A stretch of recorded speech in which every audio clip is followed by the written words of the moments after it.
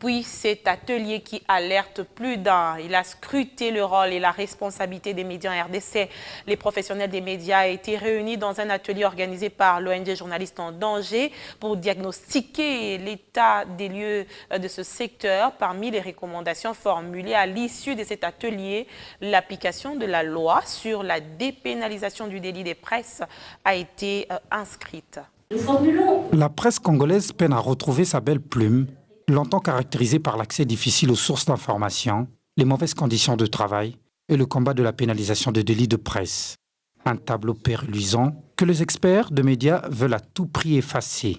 Durant 2 jours, ils se sont donné rendez-vous dans un atelier en collaboration avec les journalistes en danger pour trouver les voies et moyens pour sortir ce secteur de son malaise. Chez nous, le constat, c'est que la presse peine effectivement à jouer ce rôle de quatrième pouvoir pour plusieurs raisons, justifiables les unes que les autres.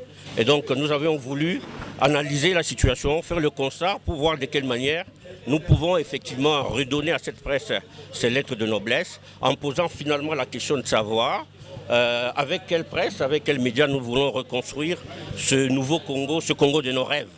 Et nous avons été encouragés dans cette démarche par l'engagement qui a été pris par le chef de l'État dans son discours d'investiture, où il s'est engagé à promouvoir la presse et les médias pour en faire véritablement un quatrième pouvoir.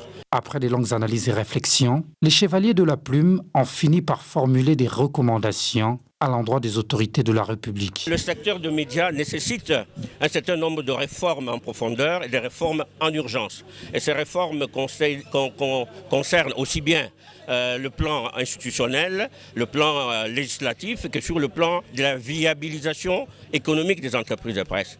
Sur le plan institutionnel, législatif, nous proposons qu'on puisse accélérer le processus d'adoption et de publication des lois, notamment la loi sur l'accès à l'information, la dépénalisation des délits de presse, et qu'on puisse engager rapidement un débat sur la transformation de médias publics en des médias d'État, qui sont par exemple la RTNC, en des médias de services publics. Sur le plan de la viabilisation des entreprises de presse, nous avons demandé qu'on puisse rendre effectif notamment les aides directes et indirectes pour les médias et le régime de fiscalité pour les médias. Par cette action, les experts des médias comptent accompagner le président de la République qui, dans son discours d'investiture du 24 janvier dernier, avait émis le désir de promouvoir la presse et d'en faire réellement le quatrième pouvoir.